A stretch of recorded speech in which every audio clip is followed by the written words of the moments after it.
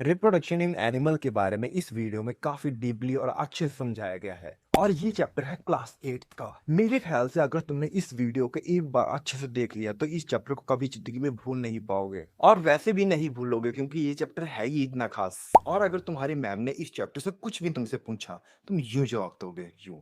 वैसे ये chapter school में पढ़ाते भी हैं। चलो छोड़ो, हम लोग स्टार्ट करते हैं। कोई ना, आप चाहो तो अपनी एनसीईआरटी बुक भी खोल सकते हो, सारे टॉपिक्स लाइन वाइज हैं। आओ सबसे पहले समझते हैं रिप्रोडक्शन क्या होता है। रिप्रोडक्शन एंड क्या पढ़ रहे हैं? भैया मैं ये पढ़ रहा था। अच्छा। चलो आओ हम भी बढ़ते हैं। रिप्रोडक्शन एक ऐसा प्रोसेस है जिसमें लिविंग बींग्स अपनी जैसी न्यू लाइफ क्रिएट करते हैं। पर ये सिर्फ बच्चे पैदा करना नहीं है, ये एक सर्वाइवल ट्रिक है। प्लांट्स भी सीड्स बनाते हैं, माइक्रो ऑर्गेनिज्म अपने आप को दो पार्ट में तोड़कर न्यू ऑर्गेनिज्म बनाते हैं, और ह्यूमंस हम सब इसी प्रोसेस का रिजल्ट है। डेली लाइफ में सोचो, अगर तुम अपने मोबाइल की कॉपी बना पाओ ताकि एक खराब हो जाए तो दूसरा रेडी हो, कितना इजी हो जाता ना। बस वही ट्रिक नेचर भी यूज करता है ताकि स्पीसीज सर्वाइव कर सके। सबसे क्रेजी बात ये है, अर्थ पर जितने भी प्लांट्स और एनिमल आज हैं वो उन्हीं का रिजल्ट है, जो रिप्रोडक्शन के थ्रू मिलियंस ऑफ साल से अपने जीन्स पास करते आ रहे हैं। मतलब तुम्हारे अंदर तुम्हारे पूर्वजों की कहानी लिखी है डीएनए के अंदर। चलो डीएनए की फुल फॉर्म बता दो कमेंट्स में। रिप्रोडक्शन में एक ऐसा मेथड होता है जिसमें जैसे पेरेंट्स होते हैं वैसे ही उनके बच्चे होते हैं, एकदम सेम फोटोकॉपी जैसे। और एक ऐसा मेथड होता है जिसमें बच्चे अपने माँ बाप से पूरा ही चेंज होते हैं। आओ समझते हैं। देखो, लाइफ बनाने के लिए दो मेथड हैं, असेक्सुअल रिप्रोडक्शन और sexual reproduction. Asexual reproduction simple और फास्ट। इसमें सिंगल पेरेंट्स अपनी सेम टू सेम कॉपी बनाते हैं। जैसे बैक्टीरिया अपने आप को दो हिस्सों में तोड़ लेते हैं और हाइड्रा अपनी बॉडी से नया हाइड्रा निकाल देते हैं। जैसे बोलते हैं ना, 1 से 2, 2 से 4, 4 से 8, 8 से 16, ऐसे ही ये अपनी पॉपुलेशन बढ़ाते हैं। अब बात करते हैं सेक्सुअल रिप्रोडक्शन की। ये थोड़ा कॉम्प्लेक्स है। इसमें दो पेरेंट्स मिलके अपना डीएनए कंबाइन करते हैं और रिजल्ट होता है एकदम यूनिक कॉम्बिनेशन, एकदम नई रेसिपी। इसलिए तुम अपने पापा जैसे लगते हो बट मम्मी की भी आदतें लेकर आते हो। मतलब अगर सेक्सुअल रिप्रोडक्शन ना होता तो शायद पूरी दुनिया एक जैसी एकदम बोरिंग दिखती।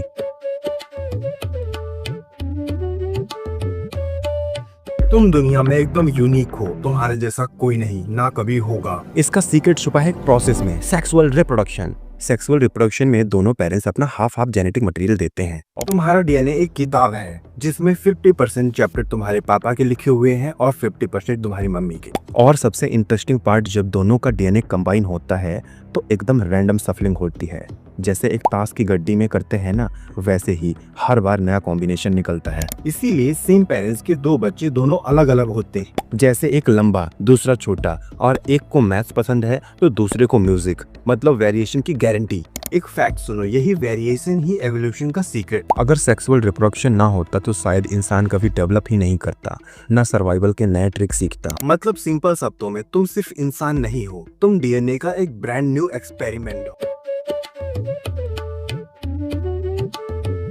मेल रिप्रोडक्टिव सिस्टम, आओ इसे समझते हैं। यही वो सिस्टम है जहाँ से स्पर्म निकलते हैं। मेल रिप्रोडक्टिव सिस्टम में कई मेन पार्ट होते हैं, आओ एक एक करके समझते हैं। सबसे पहला है टेस्टिस। ये स्पर्म्स की फैक्ट्री है, यहीं पर स्पर्म सेल बनते हैं और साथ ही टेस्टोस्टेरोन हार्मोन भी बनते हैं जो मेल फीचर्स जैसे बियर्ड, वॉइस, मसल्स डेवलप करते हैं। और दूसरा है एपिडिडाइमस। टेस्टिस से निकलकर स्पर्म यहाँ पर स्टोर होते हैं और मैच्योर होते हैं। एपिडिडाइमस समझ लो एक स्कूल है जहाँ पर स्पर्म पढ़ते लिखते हैं और मैच्योर बनते हैं। और फिर है वास डिफरेंट। ये एक ट्रांसपोर्ट पाइपलाइन है जो स्पर्म को आगे ले जाते हैं। और चौथा है seminal vesicle and prostate gland. ये दोनों स्पर्म को एक फ्लूइड देते हैं जो स्पर्म को न्यूट्रिशन और प्रोटेक्शन प्रोवाइड करता है, मतलब एक ट्रैवल किट जिससे स्पर्म लंबी जर्नी सर्वाइव कर सके। और लास्ट है पेनिस और यूरिथ्रा। ये डिलीवरी सिस्टम है जो स्पर्म को फीमेल रिप्रोडक्टिव सिस्टम तक पहुंचाता है। पर सबसे इंटरेस्टिंग बात ये है कि एक इजैकुलेशन में मिलियंस ऑफ स्पर्म निकलते हैं, पर सिर्फ एक लकी स्पर्म एग तक पहुंचकर लाइफ क्रिएट करता है। मतलब पूरी कहानी एक सर्वाइवल रेस है जिसके विनर तुम हो। एक इम्पोर्टेंट टर्म है स्पर्म, और इसके बारे में भी थोड़ा जान लेते हैं। ये है स्पर्म। इसी ने सभी इंसानों को बनाया है। तो आओ अब हम स्पर्म के बारे में पढ़ते हैं।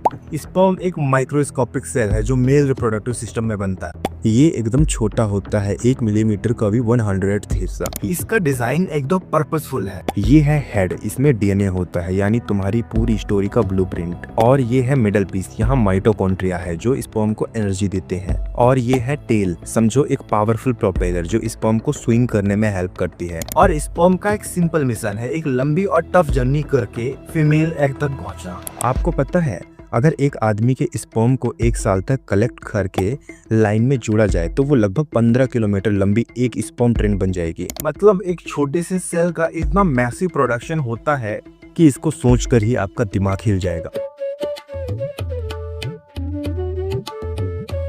एक ऐसा सिस्टम होता है जहां से हम सब आए हैं। सोचो सोचो क्या है? Female reproductive system. आओ इसे डिटेल में समझते हैं। इसके मेजर 3 पार्ट्स होते हैं, आओ एक एक करके देखते हैं। फर्स्ट है ओवरीज। ये छोटे छोटे आलमंड साइज्ड ऑर्गन हर मंथ एक स्पेशल सेल रिलीज करते हैं जिसे कहते हैं एग।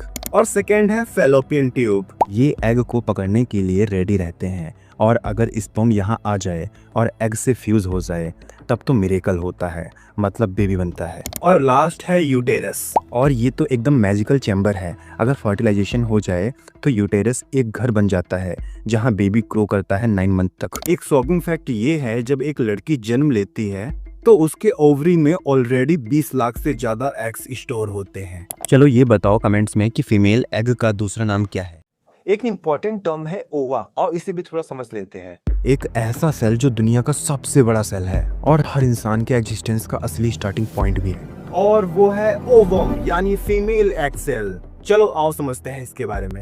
ओवम का इतना बड़ा साइज होता है कि माइक्रोस्कोप की जरूरत भी नहीं, नॉर्मल आईज से ही दिखाई दे सकता है। हर मंथ एक ओवरी एक स्पेशल सेल रिलीज करती है, लेकिन ये ओवम सिर्फ 1 दिन तक जिंदा रहता है। 24 घंटे के अंदर अगर स्पर्म से मुलाकात हो गई तो वहीं से एक नई कहानी शुरू हो जाती है, फर्टिलाइजेशन। अगर स्पर्म ना आए तो ओवम साइलेंटली अपनी कहानी खत्म करके वैनिश हो जाता है। शॉकिंग फैक्ट ये है, एक लड़की के लाइफ के दौरान टोटल सिर्फ 400 से 500 ओवम ही मैच्योर होते हैं। मतलब पूरी लाइफ एक लिमिटेड स्टॉक पे डिपेंड करती है। एक स्पर्म और एक ओवम का जब मिलन होता है तब बनती है एक लाइफ। पर क्या आप जानते हो फर्टिलाइजेशन क्या होता है? फर्टिलाइजेशन का मतलब है स्पर्म और ओवम का फ्यूजन। जब ओवम ओवरीज से रिलीज होता है और वो फैलोपियन ट्यूब में आता है, यहीं पे स्पर्म पहुंचकर एग से मिलता है। स्पर्म एग के आउटर लेयर को तोड़कर अंदर जाता है और दोनों के न्यूक्लियस फ्यूज होते हैं। इसी फ्यूजन के बाद बनता है एक सिंगल सेल जिसे जाइगोट कहते हैं, जिसमें हाफ जीन्स मम्मी के और हाफ जीन्स पापा के होते हैं। और इसी जाइगोट से बेबी बनता है। तुम्हें पता है एक इजैकुलेशन में 20 करोड़ से ज्यादा स्पर्म्स रिलीज होते हैं, लेकिन सिर्फ एक लकी स्पर्म एग से फ्यूज हो पाता है। इम्पोर्टेंट टर्म अलर्ट और जाइगोट के बारे में भी थोड़ा समझ लेते हैं। हर इंसान एक दिन सिंगल सेल ही था। हाँ, हम सबकी कहानी शुरू होती है एक छोटे से सेल से जिसे कहते हैं जाइगोट। जाइगोट तब बनता है जब स्पर्म और ओवम फर्टिलाइज होता है। ये एक सिंगल सेल है लेकिन इसके अंदर नई जिंदगी बनाने के लिए कंप्लीट ब्लूप्रिंट होता है। जाइगोट के न्यूक्लियस में 46 क्रोमोसोम्स होते हैं, जिसमें से 23 मम्मी से और 23 पापा से होते हैं। जैसे ही फर्टिलाइजेशन होता है उसके कुछ घंटों के अंदर सेल डिवाइड करना शुरू कर देते हैं। 1 से 2, 2 से 4, 4 से 8, 8 से 16 सेल ऐसे ही एक नया बेबी बना देते हैं। जाइगोट फैलोपियन ट्यूब से ट्रेवल करके यूटेरस तक आता है जहां ये अटैच होकर ग्रो करता है। जाइगोट के एक सेल के अंदर जितना डीएनए होता है ना, अगर उसके अंदर की इंफॉर्मेशन लिखी जाए तो वो 600 इंसाइक्लोपीडिया बुक के इंफॉर्मेशन के बराबर है। वैसे बच्चों फर्टिलाइजेशन 2 तरीके का होता है, इंटरनल एंड एक्सटर्नल। आओ एक एक करके देखते हैं।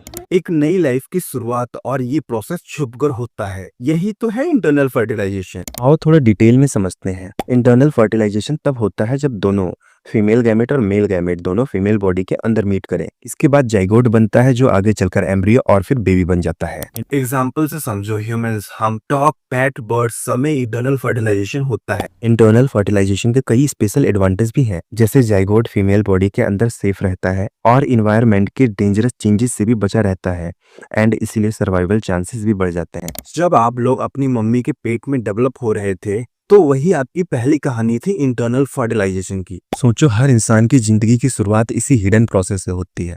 चलो ये बताओ फ्रॉग्स कौन सा फर्टिलाइजेशन करते हैं, इंटरनल या एक्सटर्नल? ह्यूमन में फर्टिलाइजेशन बॉडी के अंदर होता है, लेकिन अगर सोचो फर्टिलाइजेशन बॉडी के बाहर हो, ओपन एनवायरनमेंट में, ये ही होता है एक्सटर्नल फर्टिलाइजेशन, जिसमें जिंदगी की शुरुआत लिटरली इन्वायरमेंट के अंदर होती है। एक्सटर्नल फर्टिलाइजेशन का सिंपल मतलब है स्पर्म और एग दोनों बॉडी के बाहर रिलीज होते हैं और बाहर ही फ्यूज होते हैं। Example frogs and fishes. जब बारिश आती है तो फ्रॉग्स पानी में अपने एग्स छोड़ देते हैं और मेल फ्रॉग उसी पानी में अपने स्पर्म रिलीज करते हैं एंड फिर स्पर्म और एग पानी में फ्रीली मिलते हैं और फिर फर्टिलाइजेशन होता है। इसी वजह से इन एनिमल्स को ज्यादा एग रिलीज करने पड़ते हैं, क्योंकि सब सर्वाइव नहीं कर पाते ना। एक फीमेल फ्रॉग एक साल में 20,000 से भी ज्यादा एग्स रिलीज कर सकती है। मतलब अगर सब के सब सर्वाइव कर जाएं तो फ्रॉग्स ही फ्रॉग होंगे सब कहीं। चलो कमेंट्स में और कोई एनिमल बताओ जो एक्सटर्नल फर्टिलाइजेशन करता है। एक छोटे से सेल से धीरे धीरे आंख निकलती है और नाक निकलती है और फिर दिल धड़कना चालू हो जाता है। ये ही है डेवलपमेंट ऑफ एम्ब्रियो का मैजिक। आओ समझते हैं। ये सब शुरू होता है जाइगोट से, एक सिंगल सेल जो फर्टिलाइजेशन के बाद बनता है। ये बॉल ट्रैवल करती है फैलोपियन ट्यूब से यूटेरस तक। जब यूटेरस में अटैच हो जाता है तो इसे कहते हैं इम्प्लांटेशन। यहीं से स्टार्ट होती है एक नई जर्नी। सेल्स अपना काम बांट लेते हैं। कुछ सेल्स ब्रेन बनाते हैं, कुछ हार्ट और कुछ हाथ और पैर। भाई ऐसे ही काम करते हैं ये सेल्स। धीरे धीरे एम्ब्रियो एक बेबी की शेप लेने लगता है। सोचो एक माइक्रोस्कोपिक सेल के अंदर पूरे इंसान का डिजाइन छुपा होता है। शॉकिंग बात ये है, सिर्फ 3 हफ्ते के अंदर एम्ब्रियो का हार्ट बीट करना शुरू कर देता है। फिर एक इम्पोर्टेंट टर्म आ गई, फीटस। इसे भी समझ लो। जब बच्चा माँ के पेट में किक करता है तो वो कौन सी स्टेज होती है, आओ समझते हैं। इस स्टेज को कहते हैं फीटस। फीटस एम्ब्रियो के 8 वीक बाद बनता है। ये वही स्टेज है जब बेबी के बॉडी पार्ट्स क्लियरली विजिबल होते हैं और हार्ट बीट भी स्ट्रांग हो जाती है एंड ब्रेन भी सिग्नल देना शुरू कर देता है। बेबी के हाथ पैर मूव करने लगते हैं, इसीलिए तो वो माँ की वॉर्म में किक करता है। ये है प्लेसेंटा। ये फीटस को न्यूट्रिएंट्स से लेकर सब कुछ देता है जिससे वो ग्रो करता है। फीटस की डेवलपमेंट ही डिसाइड करती है कि बेबी हेल्दी होगा या नहीं। जब फीटस सिर्फ 5 मंथ का होता है तभी से वो अपनी माँ की आवाज सुनना शुरू कर देता है। मतलब दुनिया में आने से पहले ही बच्चा अपनी माँ की वॉइस पहचान लेता है। ये बात अमेजिंग नहीं है क्या? आओ सबसे पहले विविपोरस समझते हैं। एक ऐसा एनिमल का ग्रुप है जो अपने बेबीज को अपनी बॉडी के अंदर ग्रो करता है और फिर बाद में दुनिया में लाते हैं। यही तो होते हैं विविपोरस। आओ कुछ और इम्पोर्टेंट चीजें जानते हैं इनके बारे में। विविपोरस एनिमल्स के बच्चे जब तक माँ के पेट में प्रॉपर ग्रो नहीं हो जाते तब तक वो बाहर नहीं आते हैं। एग्जाम्पल्स ह्यूमंस, काऊ, कैट, एलिफेंट, ये सब विविपोरस। इसमें ना बेबीज को माँ के पेट के अंदर ही न्यूट्रिशन और प्रोटेक्शन मिलता है, इसीलिए इनके सर्वाइवल चांसेस ज्यादा होते हैं। इंसानों में लोग 9 मंथ तक बेबी अपने गर्भ में रखते हैं, वैसे ही एलिफेंट की प्रेगनेंसी लगभग 22 मंथ तक चलती है। जो एनिमल्स डायरेक्टली एग देते हैं उन्हें क्या कहते हैं, जल्दी कमेंट्स में बताओ। आओ अब ओविपोरस समझते हैं। ओविपोरस वो एनिमल्स होते हैं जो अपने बेबीज को जन्म देते हैं एग के थ्रू। एग्जाम्पल से समझो, एक छोटी सी लाइफ का बॉक्स होता है, अंदर एम्ब्रियो सेफ होता है, यॉक उसके लिए फूड होता है और सेल एक नेचुरल हेलमेट की तरह प्रोटेक्शन देता है। ऑस्ट्रिच का एग दुनिया का सबसे बड़ा एग होता है। ये लगभग 1.5 kg जितना होता है, एक फुटबॉल जैसा। मतलब एक अंडे से पूरे परिवार के लिए भुजिया बन जाएगी। और सबसे छोटा अंडा किस बर्ड का होता है, एक बार कमेंट में बताना जरा। एक ऐसा जानवर जो अपनी जिंदगी के दौरान 2 अलग अलग दुनिया में जीता है, पानी और जमीन दोनों पे। ये है फ्रॉग और इसकी लाइफ साइकिल एकदम साईफाई मूवी जैसी लगती है। फ्रॉग की जर्नी शुरू होती है एक एग से। एक छोटा सा जेल लाइक एग जो पानी में तैरता है। एग से निकलता है टैडपोल जिसमें फिश की तरह टेल और गिल्स होते हैं। धीरे धीरे टैडपोल के अंदर लेग्स निकलते हैं एंड टेल छोटी होने लगती है और लंग्स डेवलप होते हैं और एक मछली जैसा टेडपोल बदल जाता है एक छोटे से फ्रॉगलेट में जो जमीन पर भी सांस ले सकता है। इस कंप्लीट प्रोसेस को कहते हैं मेटामॉर्फोसिस। एक ऐसा ट्रांसफॉर्मेशन जो बटरफ्लाई एंड फ्रॉग की जिंदगी के लिए मैजिक बटन है। और सोचो, एक छोटी सी मछली जैसा क्रिएचर अपनी पूरी आइडेंटिटी बदलकर एक जंपिंग क्रॉकिंग फ्रॉग बन जाता है। दुनिया की सबसे लग्जरी फैब्रिक क्रिएट करता है एक कीड़ा। मैं बात कर रहा हूँ सिल्क एंड सिल्क वॉर्म की। सिल्क वॉर्म की लाइफ आसान नहीं है। सिल्क वॉर्म की जर्नी शुरू होती है टाइनी एग से। एग से निकलते ही लार्वा एक छोटा सा कैटरपिलर जो बस मलबरी लीव्स खाता है, दिन रात खाता रहता है। जब ये बड़ा हो जाता है तो अपने माउथ से एक सिल्की लिक्विड रिलीज करता है और उससे अपने आसपास एक ककून बना लेता है। ये ककून ही सिल्क का असली सोर्स है। एक सिल्क वॉर्म एक ककून में 300 से 900 मीटर तक सिल्क बनाता है। ककून के अंदर सिल्क वॉर्म प्यूपा स्टेज में होता है और फिर मेटामॉर्फोसिस से एक मॉथ बन जाता है। यही है बच्चों life cycle of silk worm. तुम्हें क्या लगता है एक साड़ी बनाने के लिए कितने सिल्क वॉर्म ककून लगते होंगे? कमेंट्स में गेस करो। अगर तुम्हारी छोटी सी पेंसिल एक नई पेंसिल बना ले अपने आप, या फिर तुम अपने बैग का एक छोटा सा टुकड़ा तोड़ दो और उससे बन जाए एक नया बैग अपने आप, मैजिक लग रहा है ना? लेकिन नेचर में ऐसा होता है और इसे कहते हैं असेक्सुअल रिप्रोडक्शन। असेक्सुअल रिप्रोडक्शन का मतलब एक ही ऑर्गेनिज्म अपने जैसा नया ऑर्गेनिज्म बना ले बिना किसी पार्टनर के, और जो नया बनता है वो एकदम जीरोक्स कॉपी होता है अपने पेरेंट का। जैसे अमीबा अपने आप को 2 पार्ट्स में डिवाइड कर लेती है, या पोटैटो के एक टुकड़े से एक नया प्लांट उग जाता है। यानी single parents equals to direct copy paste offspring. अब जरा इमेजिन करो, अगर ह्यूमन्स में असेक्सुअल रिप्रोडक्शन होता तो तुम्हारी एक उंगली से ही तुम्हारा क्लोन बन जाता। सोचो क्लास में सब जगह तुम्हारे ही क्लोन्स बैठे हों, मजा आएगा ना? कमेंट्स बताने एक बार। तो आओ असेक्सुअल रिप्रोडक्शन के टाइप समझते हैं। सबसे पहले बाइनरी फ्यूजन। इसमें एक सेल अपने आप को 2 इक्वल हिस्सों में तोड़ लेता है जिससे वो 1 से 2 हो जाते हैं। सेकंड है बडिंग। इसमें पेरेंट बॉडी पर एक छोटा सा नया पार्ट उगता है और धीरे धीरे वो अलग होकर के नया ऑर्गेनिज्म बन जाता है। और तीसरा है फ्रेगमेंटेशन। इसमें कहीं कहीं ऑर्गेनिज्म की बॉडी टुकड़ों में टूट जाती है और हर टुकड़े में से एक नया ऑर्गेनिज्म बन जाता है। और चौथा है वेजिटेटिव प्रोपगेशन। इसमें प्लांट्स अपने स्टेम या लीफ से एक नई बॉडी बना देते हैं। और पांचवा है स्पोर फॉर्मेशन। कुछ ऑर्गेनिज्म माइक्रोस्कोपिक स्पोर बनाते हैं जो सही एनवायरनमेंट मिलते ही नया ऑर्गेनिज्म डेवलप कर लेते हैं। तो सिंपल शब्दों में असेक्सुअल रिप्रोडक्शन के टाइप्स ऑर्गेनिज्म की अलग अलग सर्वाइवल ट्रिक्स हैं।